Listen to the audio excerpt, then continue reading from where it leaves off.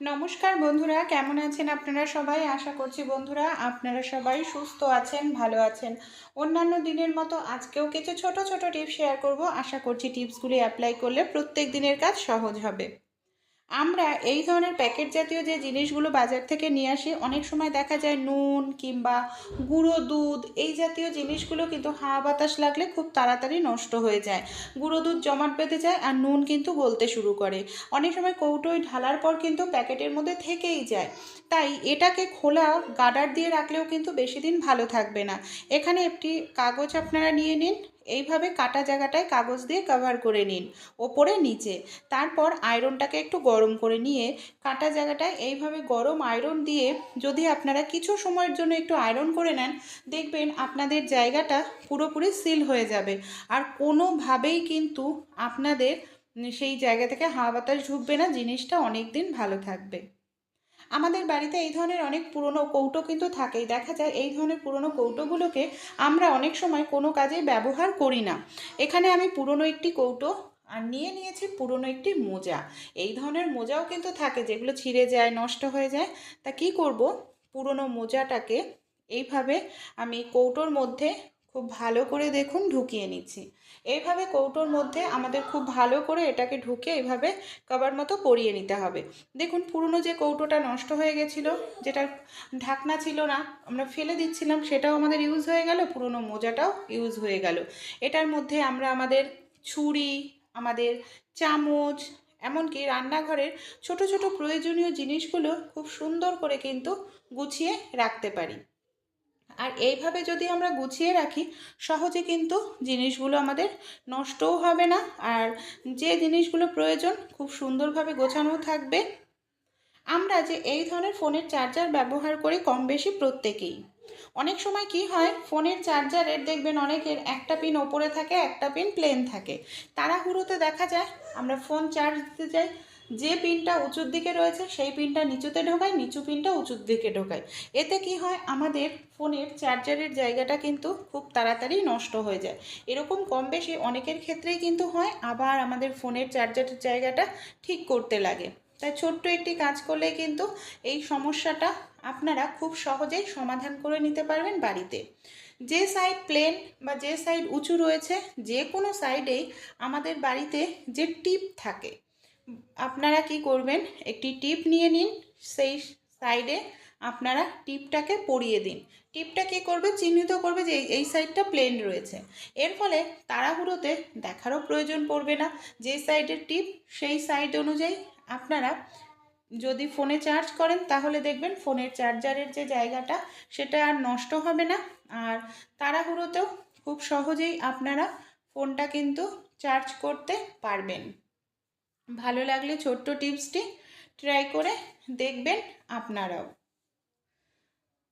এখানে দেখুন আমি নিয়ে নিয়েছি একটি পাত্রের মধ্যে বেশ কিছুটা পরিমাণ বন্ধুরা আটা।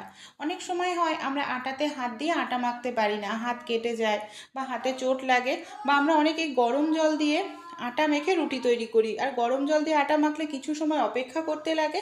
তাই একটি চামচ নিয়ে নিন, চামচের সাহায্যে খুব সহজেই আটাটা মেখে নিতে পারবেন। আটা ঠান্ডা হওয়ার আগেই আপনাদের আটাটা মাখা হয়ে যাবে। আর এইভাবে যদি আপনারা আটাটা মাখেন, দেখবেন আপনাদের আটাটা যেমন সুন্দর মাখাও হবে, আটাতে হাত দেওয়ারও প্রয়োজন পড়বে না, আর কাজটিও কিন্তু আপনাদের খুব সহজ হয়ে যাবে। দেখুন গোল গোল ঘোরাতে ঘোরাতে এখানে এখনও আটাটা আমার গরম রয়েছে, আর কতটা সুন্দরভাবে আটাটা আমার মাখাও হয়ে গেছে। পাত্রের মধ্যে যে অতিরিক্ত আটাও লেগে নেই আমাদের। তাই ভালো লাগলে এই ছোট্ট টিপসটি অবশ্যই আপনারাও কিন্তু ট্রাই করে দেখবেন। পেঁয়াজ আমরা রান্নায় কম বেশি প্রত্যেকেই কিন্তু খেয়ে থাকি। অনেক সময় কি হয়, বাড়িতে হয়তো আমরা বড়রা কেউ নেই, ছোট বাচ্চারা রয়েছে। দেখা যায় ছোট বাচ্চারা নানা রকম ডিমের অমলেট, চাউমিন টাউমিন রান্না করে খায়। হাত দিয়ে পেঁয়াজ কাটতে গেলে হাত কেটে যাওয়ার সম্ভাবনা থাকে। তা আমাদের বাড়িতে যে আলু ম্যাশার থাকে, আমরা বাচ্চাদেরকে যদি বলি এই ধরনের একটি আলু ম্যাশার নিয়ে এইভাবে যদি পেঁয়াজ কাটে, যত ঝিরিঝিরি করে পেঁয়াজ কাটতে চায় তত ঝিরিঝিরি করেই কিন্তু পেঁয়াজটা কেটে নিতে পারে।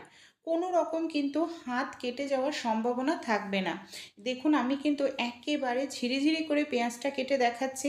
আর এইভাবে যদি পেঁয়াজ কাটা যায়, কোনোভাবেই হাত কাটবে না, এমনকি পেঁয়াজটাও খুব সহজেই ঝিরিঝিরি করে কেটে নেওয়া যাবে ছুরি বটি ছাড়াই। এখানে আমি নিয়ে নিয়েছি বেশ কিছুটা পরিমাণ চাবি।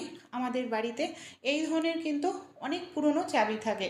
দেখা যায় যে চাবিগুলোকে আমরা কোনো কাজেই ব্যবহার করি না, বেকার ভেবে আমরা ফেলে দিই যখন তালা নষ্ট হয়ে যায়।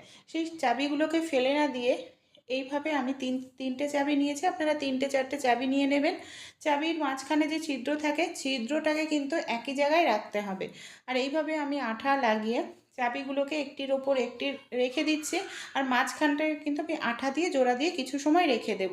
তাহলে কি হবে, আমাদের চাবিগুলো একটার সঙ্গে একটা চাবি জোড়া লেগে যাবে। দেখুন এইভাবে আমি এখানে বেশ কিছু সময়ের জন্য কিন্তু রেখে দিচ্ছি। কিছু সময় পর দেখবেন একেবারে লেগে গেছে চাবিগুলো। এবার এই চাবিগুলোকে কিন্তু আমরা কাজে লাগাতে পারি স্ট্যান্ড হিসাবে। হ্যাঁ বন্ধুরা, চাবিগুলো বেকার হিসাবে ফেলে না দিয়ে দেখুন কত সুন্দর একটি স্ট্যান্ড হয়ে যাবে। আমাদের বাড়িতে অনেক সময় আমরা মশা মারা ধূপকাঠি ধরাই, মশা মারা ধূপকাঠির সঙ্গে কিন্তু কোনো রকম স্ট্যান্ড দেয় না, বা নর্মাল ধূপকাঠি ধরুন। তা এই ধরনের ধূপকাঠিগুলো এখানে সেখানে ধরালে অনেক সময় আগুন ধরে যাওয়ার সম্ভাবনা থাকে, তাই কোনো রকম আগুনও ধরবে না, খুব সুন্দরভাবে পুরোটা ধূপকাঠি জ্বলবে। এইভাবে দেখুন যে চাবিটা আমি রেডি করে নিয়েছি, চাবিটার মাঝখানে অলরেডি ছিদ্রই রয়েছে, ছিদ্রের মধ্যেই আমরা ধূপকাঠিটা খুব সহজেই দেখুন রাখতে পারছি, তাই না? ফেলে দেওয়া জিনিসটাই আমাদের এখানে কাজে লেগে যাচ্ছে।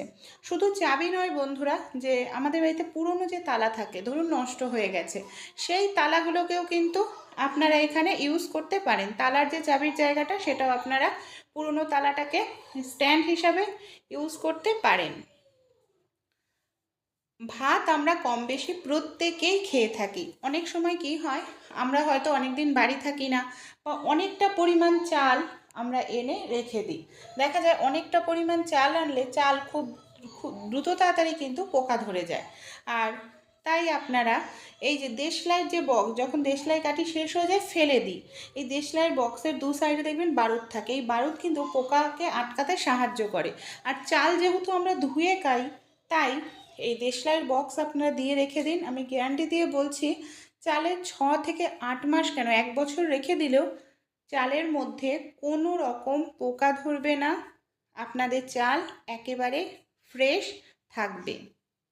রসুন অনেক সময় আমরা প্রত্যেকেই খেয়ে থাকি রান্নায়, কি হয় রসুন ছাড়াতে আমাদের অনেকটা সময় লেগে যায়, তাই খুব দ্রুত তাড়াতাড়ি আপনারা রসুন ছাড়াতে পারবেন। দুটো সহজ পদ্ধতি বলে দিচ্ছি। আমাদের বাড়িতে বাচ্চাদের যেই ধরনের কলগুলো থাকে, অনেক সময় দেখা যায় কলের হয়তো ধারটা চলে গেছে, বাচ্চারা ইউজ করে না, সেই ধরনের কল নিয়ে নেবেন। সেই ধরনের কল নিয়ে মানে যে কলের যে মুখটা আছে, কাটার জায়গাটার মধ্যে রসুনটাকে ঢুকিয়ে এইভাবে হালকা করে ঘোরালেই দেখবেন রসুনের খোসাটা খুব সহজেই আলগা হয়ে যাবে। আর এইভাবে রসুনের খোসা আলগা হয়ে গেলে খুব দ্রুত তাড়াতাড়ি কিন্তু রসুনের খোসা ছাড়ানো যায়, সময়ও কম লাগে। তাছাড়া আরও একটি পদ্ধতিও আমি আপনাদের সঙ্গে শেয়ার করছি। এই পদ্ধতিতেও কিন্তু রসুনের খোসা দ্রুত ছাড়ানো যায়।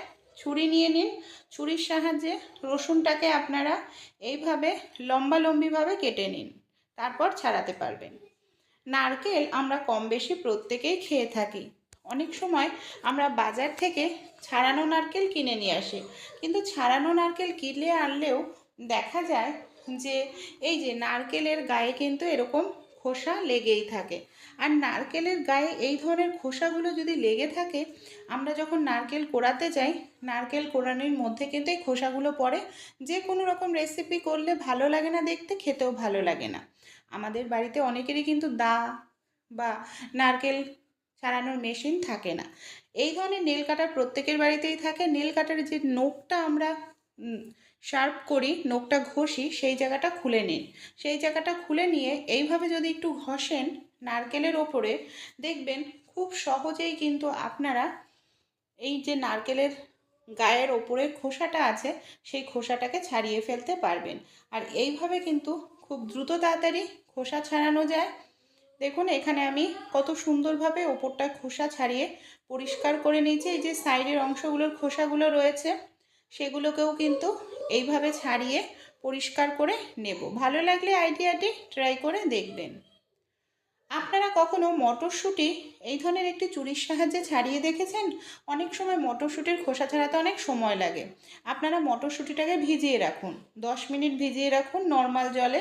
10 মিনিট পর মটরশুঁটিগুলোকে তুলে এইভাবে এই পুরনো একটি চুড়ি নিয়ে নেবেন। এখানে কিন্তু প্লাস্টিকের চুড়ি নিতে হবে, কোনো রকম কাচের চুড়ি নয়, মেটেলের চুড়িও নিতে পারেন। চুড়ি দিয়ে এইভাবে হালকা একটু যদি টান দেন, দেখবেন খুব দ্রুত তাড়াতাড়ি আপনারা মটরশুঁটির খোসা ছাড়িয়ে নিতে পারছেন।